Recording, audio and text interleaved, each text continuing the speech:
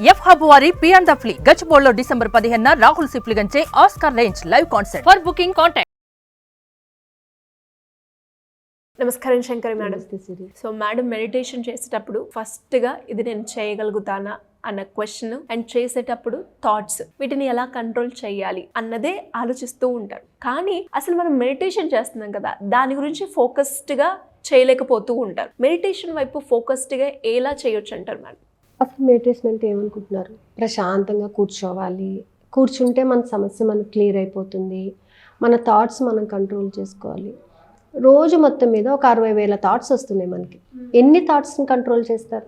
వచ్చే ఒక్క థాట్ని ఇది నేను కంట్రోల్ చేసుకోవాలి అంటే ఎలా కంట్రోల్ చేయాలి అని ఇంకొక ఆలోచన, ఈ ఆలోచనకి ఇంకొక ఆలోచన.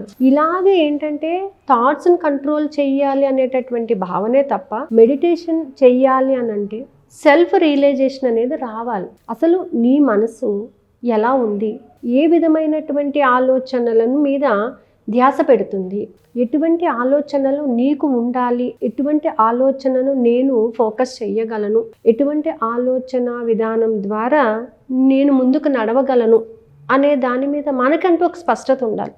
అంటే నీ గురించి నువ్వు తెలుసుకోగలగాలి.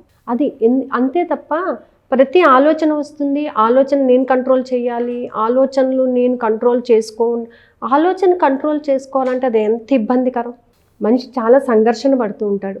అమ్మో ఇది కంట్రోల్ చేయాలని ఇంకా స్ట్రెస్ ఫీల్ అవుతుంటారు. లెట్ ద థాట్స్ రానివ్వండి, అలాగా మీరు ఫోకస్ చేయొద్దు. మీరు ఎప్పుడైతే అక్కడ వస్తున్నటువంటి ఆ థాట్ని మీరు ఫోకస్ చేస్తూ ఉంటారో ఇంకొక థాట్ బయలుదేరిపోతుంది.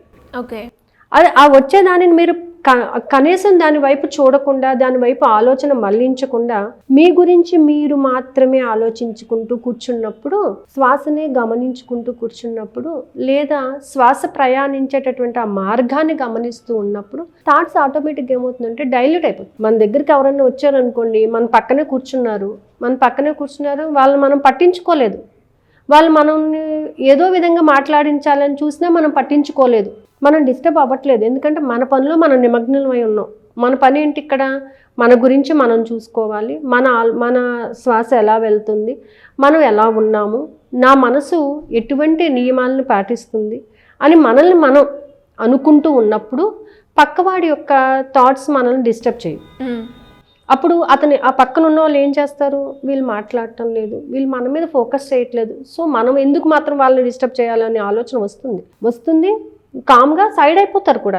మనం ఎప్పుడైతే ఏంటండి అని మనం పలకరించినప్పుడు కానీ, మీరు ఏమనుకుంటున్నారండి అని మనం అనుకున్నప్పుడు కానీ మాట సంఘర్షణ పెరుగుతుంది. దాంట్లో థాట్స్ ఇంకా పెరుగుతూ ఉంటాయి. అంటే వాళ్ళు ఇలా అన్నారు, వీళ్ళు ఇలా అన్నారు అనేటటువంటి ఒక థాట్స్, ఒక ప్రాసెస్ అనేది నడుస్తూ ఉంటుంది. సో అలా కాకుండా ఏంటంటే మనం ఎప్పుడైతే మౌనం అనేది పాటిస్తూ ఉంటామో, మన లోపలికి మనం అంటే నేనేంటి, అసలు నేను ఏం చేస్తున్నాను, నా ప్రవర్తన విధానం ఎలా ఉంది, నా ఆలోచన విధానం ఎలా ఉంది, నేను ఎలా ప్రవర్తిస్తే నేను ఈరోజు హ్యాపీగా ఉంటున్నాను అని, అంటే ప్రతి థాట్ నీలోంచి ఉద్భవించినటువంటి ప్రతి థాట్ యొక్క రెప్లికానే నీ యొక్క లైఫ్ అవుతుంది. అక్కడ నువ్వు మంచిగా ఆలోచిస్తే లైఫ్ మంచిగా ఉంటుంది, నువ్వు బాధతో ఆలోచిస్తే బాధగానే ఉంటుంది. సో ఈ థాట్స్ అన్నిటినీ కూడా వచ్చే థాట్స్ నువ్వు కట్టుదిట్టం చేయక్కర్లేదు. నీ లోపల ఉన్న నీ అంతరాత్మలోకి నువ్వు ప్రయాణించుకుంటూ ఉంటేనే అక్కడ నీకు కాన్సన్ట్రేషన్ పెరుగుతుంది, థాట్స్ని నువ్వు డైల్యూట్ చేసేటటువంటి అవకాశం కూడా దొరుకుతుంది. అంతే తప్ప అందరూ ఏంటంటే మెడిటేషన్లో కూర్చుంటే థాట్స్ నెవర్ బీ, వాటిని ఎప్పుడు కూడా నేను కంట్రోల్ చేసేస్తాను అని చెప్పొద్దు, ఎవరు చెయ్యలేము కూడా.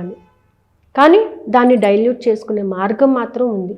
అంటే నువ్వు నీ గురించి నువ్వు ఫోకస్ చేసుకుంటూ కూర్చుంటే, అంటే నువ్వు చేసినటువంటి ఈరోజు నువ్వు ఒక విషయం మీద బాధపడుతున్నావు, దాన్ని ఎందుకు బాధపడుతున్నావు, దాని గురించి అసలు నువ్వు చేసినటువంటి ప్రధానమైనటువంటి కారణం ఏంటి? అక్కడ నీ అంతరాత్మను నువ్వే క్వశ్చన్ చేయి.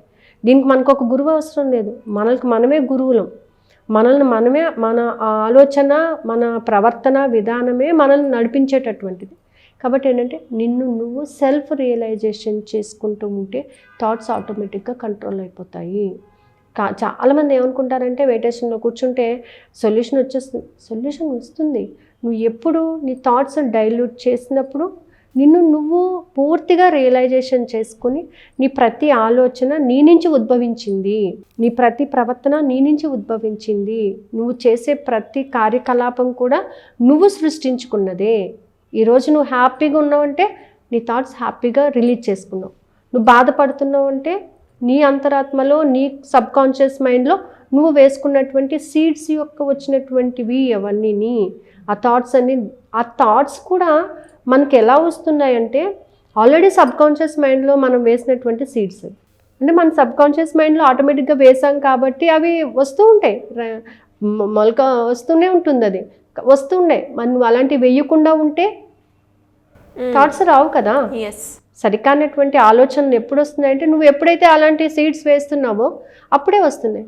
సో కాబట్టి ఏంటంటే మెయిన్గా మౌనం వహించటం, నిన్ను నువ్వు గమనించుకోవడం, ఇవి చేసినట్లయితే మెడిటేషన్ చక్కగా కుదురుతుందండి. అంటే ఆల్ ఆఫ్ సడన్ నేను కూర్చున్నా మెడిటేషన్ చేసేస్తున్నా, నేను 2 months చేసా 3 months చేసా, 2 months చేసావా 3 months చేసావా అని కాదు. నువ్వు కూర్చున్న 5 minutes నీ గురించి నువ్వు ఆలోచించావా, నీ అంతరాత్మలోకి నువ్వు ప్రయాణించావా, నీ అంతరాత్మలోకి నిన్ను నువ్వు ప్రయాణించుకోగలిగినట్లయితే దాన్ని మెడిటేషన్ అని. ఏదో నేను కాసేపు కళ్ళు మూసుకొని కూర్చున్నాను, పూర్తిగా నేను గమనించేస్తున్నాను, పూర్తిగా నేను ఆలోచించేస్తున్నాను అని నువ్వు అనుకున్నప్పుడు నా థాట్స్ నా కంట్రోల్లో ఉన్నాయంటే కాదు.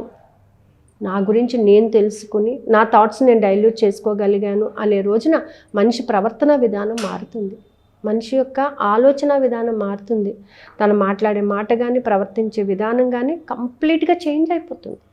అందుకే మెడిటేషన్ చేసే వాళ్ళకి చేయని వాళ్ళకి చాలా తేడా ఉంటుంది. ఎంత వ్యత్యాసం అంటే అసలు మనం ఈజీగా మనం ఐడెంటిఫికేషన్ చేయొచ్చు అనమాట వాళ్ళని. సో అంత డిఫరెన్స్ ఉంటుంది. So meditation is not a thing to do, it has to be happened. జరగాలి, మనకు మనం రియలైజేషన్ అనేది జరగాలి. అలా జరిగినప్పుడు వచ్చిందే మెడిటేషన్. ఓకే, సో మనం ఎప్పుడైనా సరే బ్రహ్మముహూర్తంలోని ఎంత కాన్సన్ట్రేటెడ్గా మనల్ని మనం కంట్రోల్ చేసుకుంటూ కూర్చుంటాము, మిగిలిన లైఫ్లో మనల్ని మనం కంట్రోల్ చేసుకునేటటువంటి అవకాశాలు దొరుకుతూ ఉంటాయి అన్నమాట. అందుకని ఏంటంటే మనం చేసే ప్రతి మెడిటేషన్ కూడా కాన్సన్ట్రేషన్గా మనల్ని మనం గమనించుకోగలగాలి. మన థాట్స్ మనకి డైల్యూట్ అవ్వాలి అని అంటే నిన్ను నువ్వు గమనించుకో, నువ్వు ఎలాంటి థాట్స్ ఇస్తున్నావు, అసలు నీ థాట్, నీ యొక్క యాటిట్యూడ్ అన్నీ కూడా గమనించుకో. నువ్వు ఈరోజు ఒక మాట మాట్లాడితే మార్నింగ్ నుంచి నైట్ వరకు మనం మాట్లాడిన విధానం కానీ ప్రవర్తించే విధానం కానీ ఒక్కసారి నైట్ అనలైజ్ చేసుకుంటే మన తప్పులు మనకే తెలుస్తాయి. నెక్స్ట్ డే మళ్ళీ అది జరగకుండా మనల్ని మనం సరి చేసుకోగలుగుతాం. అదేండి, అలా ప్రవర్తించినట్టయితే మనిషికి చాలా మంచి రిజల్ట్ కూడా ఉంటుంది. సో మేడం, మరి చాలామంది కూడా ఎవరైతే ఇంట్రెస్టెడ్గా ఉన్నారో మెడిటేషన్ చేయాలి అండ్ ఒక పీస్ ఆఫ్ మైండ్ గురించి నేను మెడిటేషన్ చేయాలి అనుకునే వాళ్ళకి ఏమైనా సెషన్స్ ఉండే అవకాశం ఉందంటారు మేడం? మనకి ఇవాళతోని మెడిటేషన్ క్లాస్ ఒకటి కంప్లీట్ అయిందండి, రేపటి నుంచి ఒకటి ఉందన్నమాట. అయితే ఈసారి మెడిటేషన్లో మాత్రం కొంతమంది ఏంటంటే లెగుస్తున్నాం కానీ నిద్ర వచ్చేస్తుందండి, కూర్చొని చేయలేకపోతున్నాము అనేటటువంటి కొన్ని సౌండ్స్ ఉన్నాయి. అయితే ఏంటంటే ఈసారి మెడిటేషన్ జాయిన్ అయిన వాళ్ళకి మాత్రం కంపల్సరీ రోజు వాళ్ళు స్పీకర్ ఆన్ చేసి 5 minutes ఓంకారం చాంట్ చేయాలి. అంటే వాళ్ళకి కాన్సన్ట్రేషన్ పెంచుకోవడం కోసం, ఒక దాని మీద ఫోకస్ చేయడం కోసం.